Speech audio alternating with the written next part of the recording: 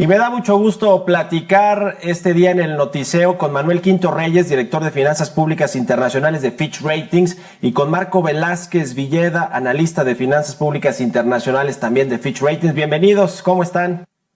Bien, bien, Mario, muchas gracias por la invitación. Siempre es un gusto estar contigo y con tu auditorio. Muchas gracias, Mario. Encantado de estar por aquí. Un saludo a tu auditorio también. Gracias, Marco. Pues, Manuel, quiero empezar primero con el panorama global, en dónde estamos parados, México, económicamente hablando, con todas estas amenazas de Estados Unidos, de amenazas comerciales, me refiero, de los aranceles, algunas que ya se han hecho realidad. México está negociando temas de reducir aranceles, por ejemplo, para el acero y el aluminio, o los otros temas del sector automotriz, del sector agroalimentario. Es decir, hay varios frentes abiertos y la exposición que tiene México a Estados Unidos, que es muy alta en la dependencia comercial y económica, pues han puesto a México en una posición difícil. ¿Cómo lo están viendo? Si quieres, empezamos contigo, Marco. Manuel, perdón. Efectivamente, como bien lo señalas, Mario, la dependencia estructural que tiene México y la relación fuerte, estrecha que tiene con los Estados Unidos lo hace susceptible, sin lugar a dudas, a las políticas que establezca, digamos, en esta nueva agenda durante la administración del presidente Trump. Me parece que, por lo menos en el tema arancelario, México está saliendo en una mejor posición que otros países. Sin lugar a dudas, el impacto, como sea el tema arancelario, sí estamos esperando un menor dinamismo económico, una probable recesión por las implicaciones que tiene, sobre todo en el sector manufacturero. Pero, digamos, desde la perspectiva de los gobiernos subnacionales, también hay otras implicaciones. Obviamente, el tema de los aranceles tiene una implicación medular en el tema de la recaudación para los gobiernos estatales y municipales, pero también el tema de las remesas como otro elemento que está dentro de la agenda de la actual administración de Estados Unidos, pues tiene implicaciones, sobre todo para las familias que, digamos, radican en municipios o estados con una alta recepción de participaciones, como pudieran ser estados como Chiapas, Oaxaca, Guerrero, que reciben una proporción importante en términos del PIB y que socioeconómicamente son vulnerables, ¿no?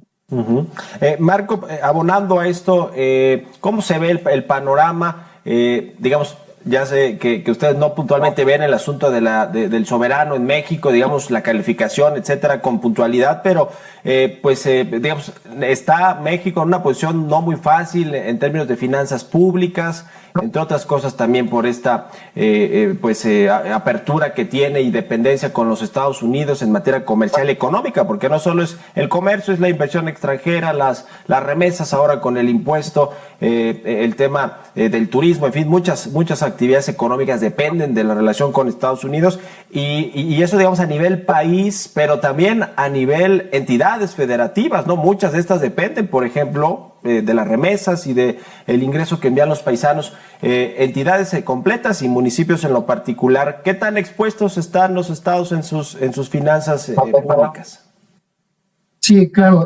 Como bien mencionas, Ficha se ha comunicado al respecto en términos de sobre todo las estimaciones de la actividad económica a nivel país que necesariamente van a tener que impactar en un escenario, digamos, de desaceleración económica sobre las entidades federativas y municipios. Específicamente nosotros, ¿qué podemos ver en términos de ingresos, por ejemplo? Pues que al tener una estructura de ingresos estrechamente o fundamentalmente compuesta por transferencias de origen federal, alrededor de 85% de los ingresos totales están compuestos por transferencias federales, pues al disminuir la actividad económica, la gran bolsa que va a distribuir los recursos a las entidades subnacionales, pues va a disminuir, ¿no? Al ser, digamos, altamente procíclico. Ese sería, digamos, el primer impacto que nosotros podríamos ver de confirmarse una desaceleración económica. Sin embargo, también nosotros identificamos estos amortiguadores fiscales, específicamente en la figura, por ejemplo, del Fondo de Estabilización de los Ingresos de las Entidades Federativas, que se ha activado conforme al diseño propio de este fondo en otras situaciones, en otros periodos de desaceleración económica para compensar justamente esta caída de ingresos federales que reciben las las entidades federativas. Ese es un tema relevante, Manuel, porque si bien hay un presupuesto histórico de más de 9 billones, 9.3 billones de pesos para este 2025, en el contexto de los retos con Estados Unidos, de los retos financieros en México, de ingresos fiscales, se ve difícil que se puedan llegar a esos niveles de recaudación en un principio para poder financiar ese gasto público que es muy grande, que es histórico. Sin recurrir a la deuda, ¿no? Porque también otra de los compromisos del gobierno mexicano en el paquete económico 2025 es reducir el déficit fiscal y no ponerle más presión a la calificación crediticia de México. ¿Cómo se ve ese panorama hablando en términos de país macro y también cómo se refleja en los estados que pues requieren y reciben participaciones federales? Muchas gracias, María. Excelente pregunta.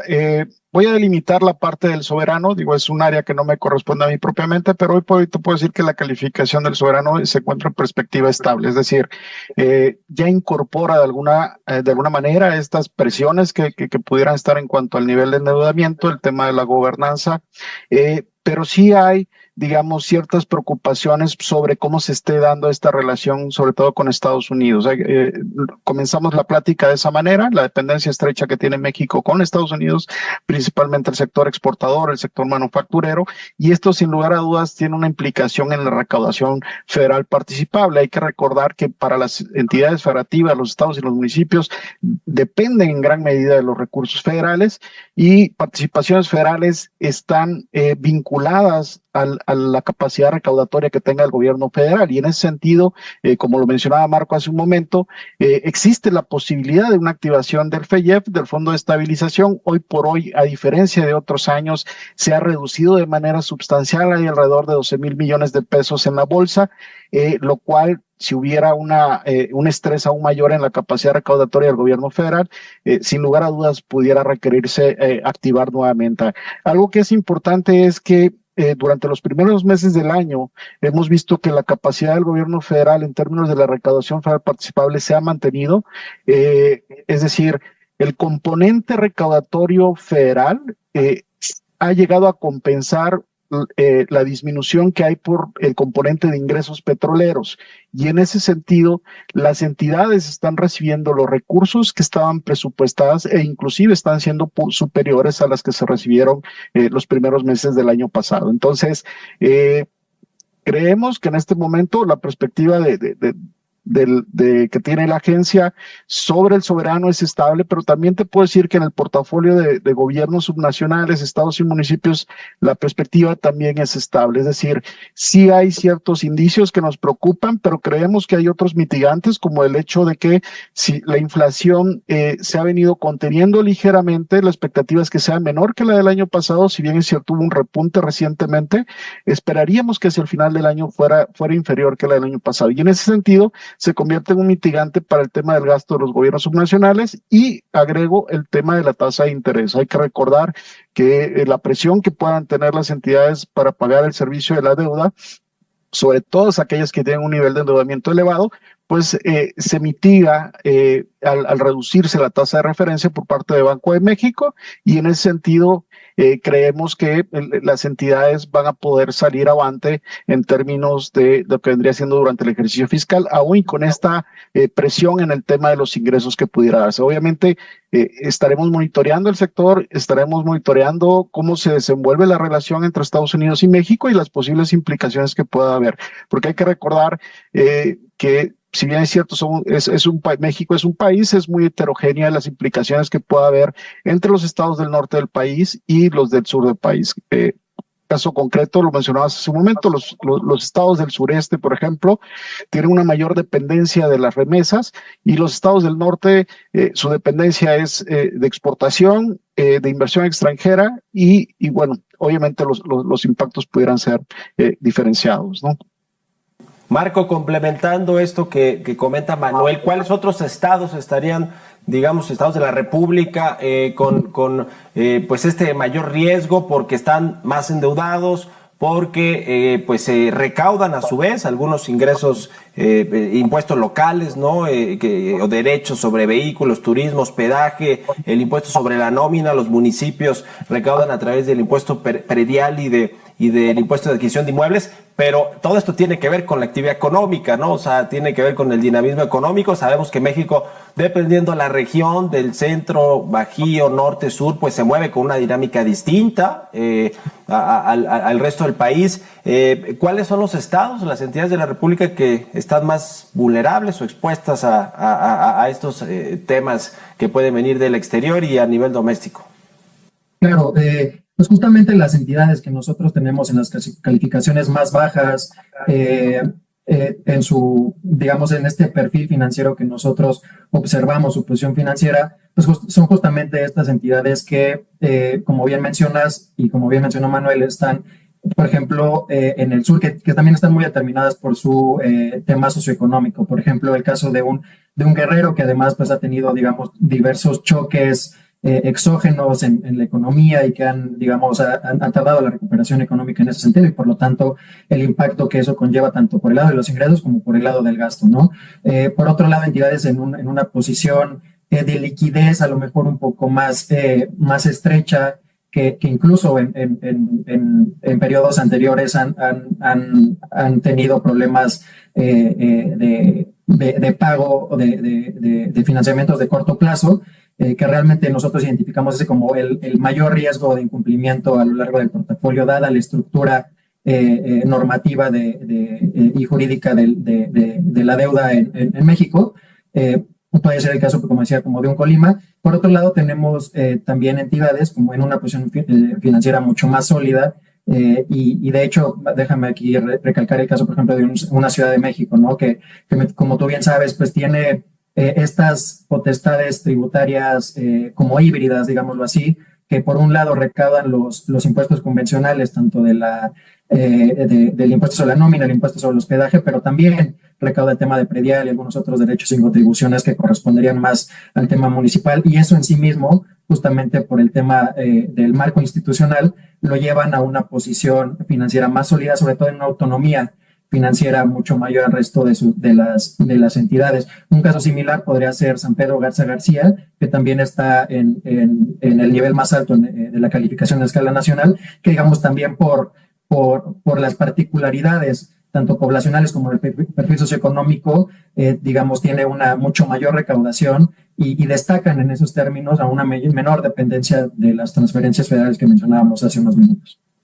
Por último, quiero preguntarles a ambos, un minuto y un minuto, si es posible, sobre el fantasma de la recesión, porque se oye hablar mucho de este asunto, si México pronto va a caer en esa dinámica negativa de 2 trimestres consecutivos de crecimiento negativo o de caída de la actividad económica. ¿Cómo se ve ese panorama ahora que este segundo trimestre del año ha empezado difícil con los indicadores que vamos teniendo?